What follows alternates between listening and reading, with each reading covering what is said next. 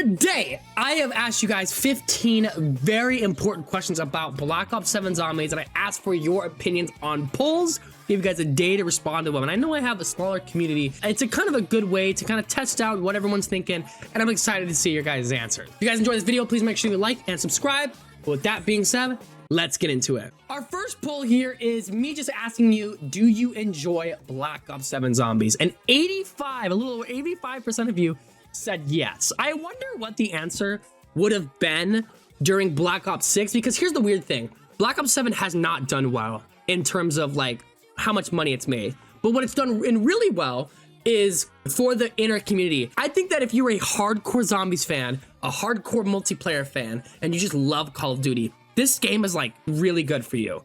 But if you are kind of a casual, it's a bit on the outside looking in, and you don't play Call of Duty too much, maybe you have enjoyed the last couple games, you're not really going to enjoy this one. So me as a zombies YouTuber, really talking to a lot of the hardcore audience, it doesn't shock me that 85% of people are gonna say yes, that they do love this game. Number two, I just asked simply, is the Easter egg good? And 90% of you said yes. It's funny, we actually got like a full round 0 of votes here. So we're gonna have a lot of like 60, 40, 90, 10, 100%, like you're gonna have a lot of those. 90% of people said that the Easter egg is good. And I agree, I mean, it's a great Easter egg. This is pre-nerf. I asked this on the 19th November, that's 3 days ago by the time I'm recording this. Today's the 22nd. So this was the pre-nerf, I believe. A lot of people like the Easter egg. It is a great Easter egg, great steps, good storyline, love the mid cutscene. It's been fun, I'm excited. Number 3, are you engaged with the story? 90% said yes, which is surprising. I did not think that. I think that people are just engaged with the story because of the older characters. This before the Astra Malorum cutscene, the intro cinematic. And I'm a bit surprised. I don't think that it would have been my answer. I think my answer would have been closer to like, I'm like 50, 60% involved with it, but I don't know. I think that it's a fine story so far, but nothing else too crazy. Number 4, is Old Tessie designed well and is it fun to use? 80% said yes. What a stark contrast for probably how much would have said the bus. The bus has a bad design. Although it's classic and it's all-timer, it's a bad design. We can all kind of agree on that. But Old Tessie is designed well. I think that the healing pods are cool. I think that the in-between areas present enough of a challenge without it being like constantly annoying. I think the Ravagers kind of on the side, and then the upgrades. There's only 2 of them, but they're fun upgrades. I don't want to see Tessie in this next game. And after that intro cutscene, I don't think we will see him or her, I should say. But I think that it is designed very well for this game for sure. Number 5, has your game been stable? Mostly free of bugs and glitches. 90% say yes. I believe that this number will go down after the curse mode relics are unlocked. They have been unlocked now, but by the time I asked this, I believe only 5 or 6 of them were. This round 60 curse relic sort of thing has been a pain in the ass. A lot of people have been having issue with it. It hasn't been horrible. It's not Black Ops 4 level. It's not Cold War level, but it's also not as good as BO6. Like BO6 was launched so stable, and I understand that there's glitches, and I'm fine with glitches. I'm not upset by the stability, but I think that this number should be closer to like 50-50. Maybe I just got a big group that just hasn't had any issues. I know YouTubers have had some issues and it's been funny to watch. But yeah, I would say that 90% is a bit crazy. What's even crazier is me asking number 6, is the Wonder Weapon, the Necrofluid Gauntlet, an A tier above? And 100% said yes. I agree. This Wonder Weapon is fantastic. And what I love most about the Wonder Weapon is it's a skill-based Wonder Weapon. You can't just sit in the corner and shoot and be safe. Like, you have to run and gun with this weapon. You have to use the reloading. You have to use the explosions of the reloading. The pack-a-punch is great. The tier 4 pack-a-punch is fantastic. It's a fantastic Wonder Weapon. It is the best Wonder Weapon since probably the Crystal Axe, and it is really good. It's a great design. I love the way you get it. I love the inclusion of Klaus. I love the symbols. I love that it gives you a little tutorial after you do grab it. I love the look of it. The inspect is great. Fantastic Wonder Weapon, and 100% of people agree is crazy. I mean, you never get 100% of anything. Next I asked, is the weapon balancing fair? Do you think guns do enough damage? And 60% said no, and I agree. There's some great guns there. I love the Akita, right? I think it's the best gun in the game with the shotgun. I like the M13. There's other pretty good ones. I like the AK, but there's no exploding pistols, which I kind of found sad, a little bit sad. Guns don't do enough damage. You take out a few and you take out the wonder weapon, and I agree. It's especially prevalent when you play on cursed, because you got to hit the box on cursed, right? You don't spawn in with your weapon, and it just doesn't do enough. So it's especially prevalent in cursed. I don't mind shitty weapons. I think it's funny when you could pull out a commando and then also pull out a cap 40. It's like, it's funny. But there needs to be a nice balance of it. I just think there's too much of a balance of mid. I'd like a more great and more bad. Too much balance of mid for sure. Like, I don't see an ICR. I don't see a PPS. I don't see an HGK. I see a Kita, which is like a haymaker, or like a Gallo, but I don't see anything else besides that. Number 8, is curse mode good enough for you, even if it isn't a classic mode? And 90% said yes. Before launch, guys, do you think this would have been 90%? I don't fucking think so. I think it would have been 70, like, or maybe even lower, maybe 40. Like, a lot of people were very upset, including myself, that there was no armor in curse.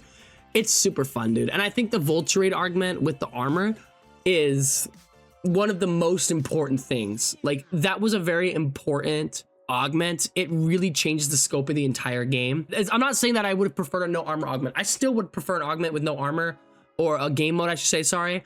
But man, that's kind of crazy. Number 9, does the boss fight need a nerf? 63.6% say yes. Wow. It did happen. The boss fight got nerfed.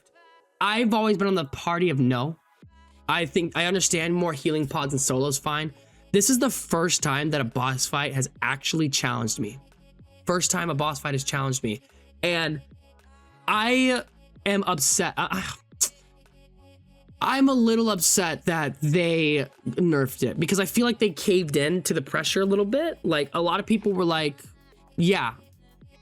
And I just think that I would have much preferred that. The boss fight is piss easy now. On solo, it's still a little bit of a challenge, but the boss fight's so fucking easy now. It's sad. It's sad how much it's been changed. I would have preferred it. I'm not saying it's a bad egg. It's a bad fight. It's just easy now.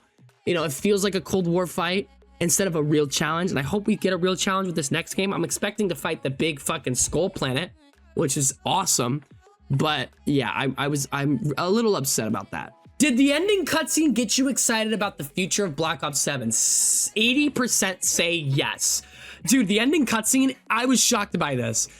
I think the ending cutscene's kind of bad. I think it's too simplistic. I think it's not showing enough. They sent us to a new area, which a safe space. I don't know if that is Astra Malorum.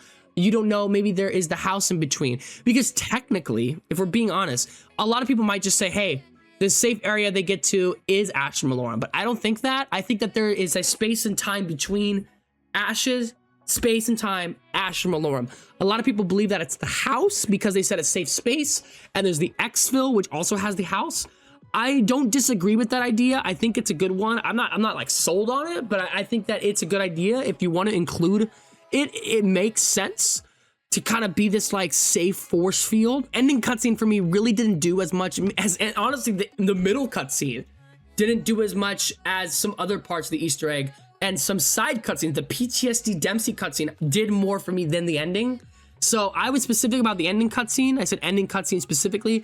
And it looks like a lot of people are still huge fans of it. It's just I'm not one of those people, which, not to hate, but it's just not for me. Is Wisp Tea worth buying as one of your first perks? 60% say no. I'm not surprised by this. I actually did a video of ranking my favorite perks, which ones I think are the best in Black Ops 6 and Black Ops 7, I'm sorry. And it's done well.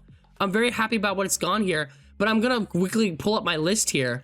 And this is what I have in my list right here. I'm gonna go back to it. I have Jug, QR, Double Tap, Voltage, Stamina, PhD as my top 6. And then I have Speed Cola, then Wisp Tea at 8. Wisp Tea over Deadshot. The only reason I have Deadshot lower is because the Wonder Weapon's good, but on maps where the Wonder Weapon isn't very good, maybe I put Deadshot, right? There's no possible way in my mind that Wisp Tea is better than these top 6, especially these top 4. Like, no. I mean, these can always change up. Maybe I think Voltrade's a little worse. This is just because of augments, but I don't know. 60% saying no makes sense to me. I mean, it's definitely better than these bottom 3, especially Death Perception and Melee Macchiato. I see a lot of people praising the 6th Sense augment in Melee Macchiato, or in Death Perception. I'm so sorry. Maybe I'll try it out, but I don't know. I do feel like it's not as good. Wisp Tea isn't as good as definitely the top 6, and I put it at 8. I think Speed Cola is definitely better as well, especially for the field upgrade and the faster equipment and the faster putting on armor plates when you don't have the Voltrade augment. Yeah, I think so. Number 12, is the layout of Ash of the Dam good? This includes teleportation, jump pads, etc. Wow. I'm going to be honest with you. The teleportation and jump pads and everything has been great. Everything's been great about it. I love the layout of Ashes. They've done a great job. Tessie is so fun. The ramps between are fun.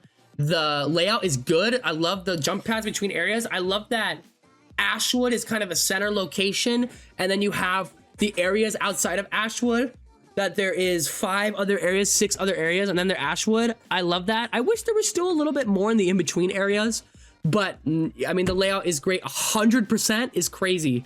So even though we have a small community, we have votes on here and 100% say that. So I agree. Number 13, has Nelson Lee done a good job at voicing Takio?